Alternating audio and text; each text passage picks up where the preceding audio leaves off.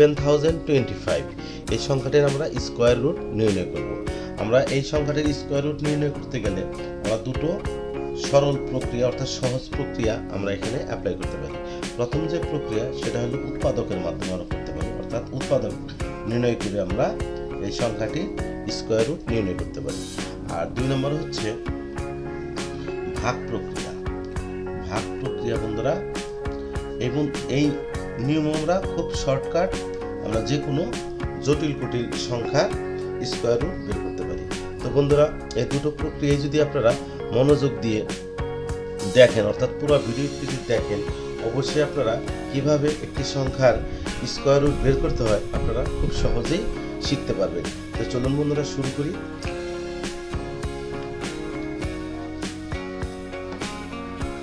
তো বন্ধুরা, প্রথমে আমরা করব উৎপাদকের মাধ্যমে কিভাবে আমরা স্কোয়ার রুট বের করতে পারি।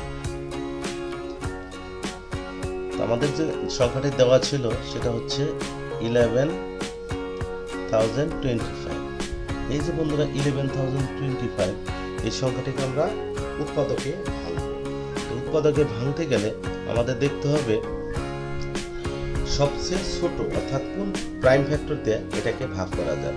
যেমন প্রথমে আমরা যদি চিন্তা করি 2 অর্থাৎ 2 দিয়ে কিন্তু যেহেতু লাস্টে 5 আছে, এককের ঘরে 5 আছে, 2 দিয়ে ডিভাইড করা যায় না। সো আমরা 3 দিয়ে ট্রাই করে দেখতে পারি। আমরা বন্ধুরা শুরুতেই 3 নিলাম।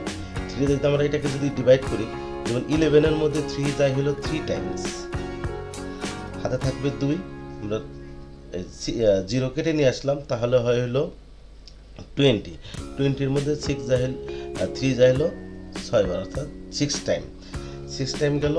এরপর বন্ধুরা থাকে 2, আবার আমরা 2 কেটে নিয়ে আসলাম, তাহলে হয় 22। 22 এর মধ্যে 3 যায় হলো 7 টাইমস, আমরা 7 লিখলাম। এরপরে থাকে হলো 1, সেই 1 আর যদি 5 কেটে নিয়ে আসি তাহলে হয় 15। সেই 15 কে যদি আমরা 3 দিয়ে ডিভাইড করি তাহলে বন্ধু কিন্তু এখানে বসে 5, অর্থাৎ 15 কে আমরা যদি 3 দিয়ে ডিভাইড করি তাহলে হয় 5। অর্থাৎ আমরা কি করলাম, 11,025 কে আমরা 3 দিয়ে ভাগ করলাম। এটা আপনারা বন্ধুরা নিজেরাও কিন্তু ভাগ করে আপনারা দেখতে পারেন।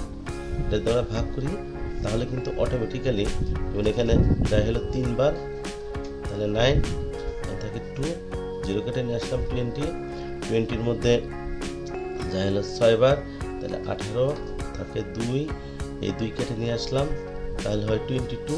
22 এর মধ্যে যায় হলো 7 বার, 7 বার হয় 21, তাহলে থাকে 1, এই 5 কেটে নিয়ে আসলাম, তাহলে 15। 15 এর মধ্যে 3 যায় হলো 5 টাইমস। তো বন্ধুরা জাস্ট এটি আমি এখানে শর্টকাট মুখে করে দিলাম। তোমরা নিশ্চয়ই আপনারা বুঝতে পারছেন। তাহলে আমরা কি দেখলাম, এটা 3 দিয়ে ডিভাইড করা যায়। অতঃপর তাহলে বন্ধুরা আবার আমরা দেখবো যেহেতু লাস্টে 5 আছে, অবশ্যই এখানে 2 দিয়ে যাবে না। তাহলে আমরা দেখি বন্ধুরা কি দিয়ে যায়, 3 দিয়ে আরেকবার যায় কিনা। তো আমরা এখানে 3 লিখলাম। 3 দিলে 3 এর মধ্যে 3 যায় হলো একবার, আর 6 কেটে নিয়ে আসলাম যায় হলো 2 বার, আর 7 কেটে নিয়ে আসলাম যায় হলো 2 বার, আর 1 থাকে, যেহেতু 7 দিয়ে 6 ডিডাক্ট করলে থাকে 1, তাহলে সে 1 এরপরে 5 কেটে নিয়ে আসলাম তাহলে 15। 15 এর মধ্যে 3 যায় হলো 5 বার। বন্ধুরা আমার অর্থাৎ 36 75 কি অর্থাৎ 3675 যদি 3 দিয়ে ডিভাইড করি তাহলে হয় 1225। এরপর দেখবো বন্ধুরা আমরা এটা কি দিয়ে ভাগ করা যায়।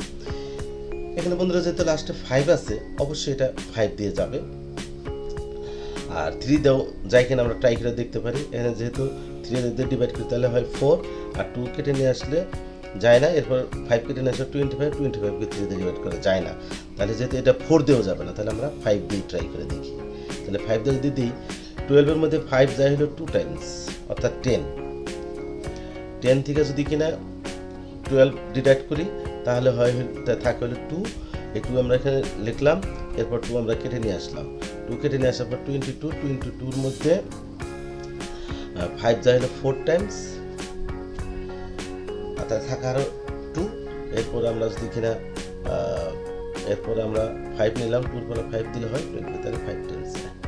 অর্থাৎ এটাও বন্ধুরা আমরা কি করলাম, এই যে 12 25 এটাকে আমরা 5 দিয়ে ডিভাইড করলাম। জাস্ট এটা আমি মুখে করে দিলাম। তো বন্ধুরা এরপর তাহলে 245 হলো, 245 এর মধ্যে যেহেতু এখানে 5 আছে, তাহলে বন্ধুরা কিন্তু ইজিলি কিন্তু এটা আবারও 5 দিয়ে যায়। তাহলে আমি আবার 5 নিলাম। তাহলে 5 নিলে তাহলে এখানে হচ্ছে 24 এর মধ্যে 5 যায় 4 টাইমস, এরপরে রিমাইন্ডার থাকলো 4, আবার 5 কেটে নিয়ে আসলাম, তাহলে 45 এর মধ্যে 5 যায় হলো 9 টাইমস। 2, 3, 4, 5 কোনো কিছু দিয়ে ডিভাইড করা যায় না, শুধুমাত্র 7 দিয়ে ডিভাইড করা যায়। 49কে 7 দিয়ে ডিভাইড করি, অর্থাৎ 7 and 7 মাল্টিপ্লাই করলে হয় 40। তাহলে আমাদের কি কি উৎপাদক থাকতেছে এখানে? আমাদের যে ফাইনাল যে উৎপাদক সেটা হচ্ছে হলো অর্থাৎ 11,025, এটাকে আমরা ভাঙতে পারি 3 multiply 3, 5 multiply 5 and 7 multiply 7, এবং এটাকে আমরা লিখতে পারতেছি। এখন এখানে 3 কিন্তু দুইবার আছে, একটা সূচকের নিয়মে, অর্থাৎ a multiply a equal to a square, অর্থাৎ পাওয়ার অ্যাড হয়ে যায়। তাহলে 3 and 3 যদি মাল্টিপ্লাই করি তাহলে হয় 3 স্কোয়ার, আর 5 and 5 যদি কিনা মাল্টিপ্লাই করি তাহলে হয় হলো 5 স্কোয়ার। 7 and 7, অর্থাৎ এখানে আরেকটা 7 আছে, 7 and 7 মাল্টিপ্লাই করলে হয় 7 স্কোয়ার। তাহলে আমরা কি পেলাম? আমরা পেলাম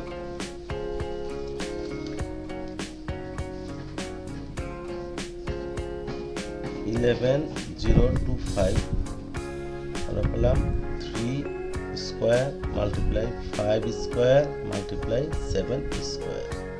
সুতরাং 11,025 এটা যদি আমরা স্কোয়ার রুট করি তাহলে এটাকে স্কোয়ার রুট হবে 3 square into 5 square into 7 square.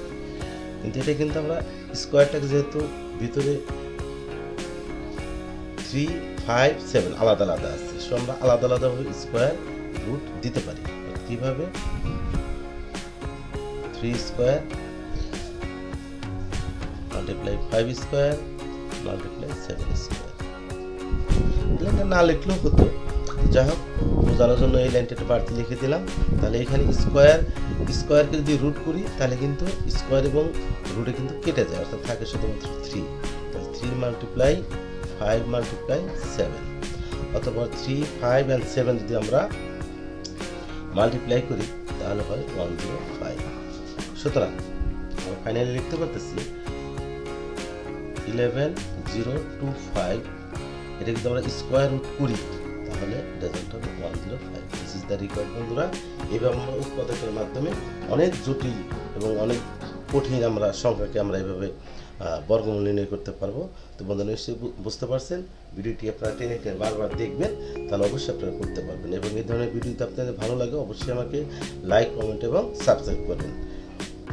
সুপ্রিয় বন্ধুরা, এখন আমরা দেখব ভাগ প্রক্রিয়া আমরা কিভাবে স্কোয়ার রুট বের করতে পারি। যেমন আমাদের সংখ্যাটি কি ছিল? 11,025।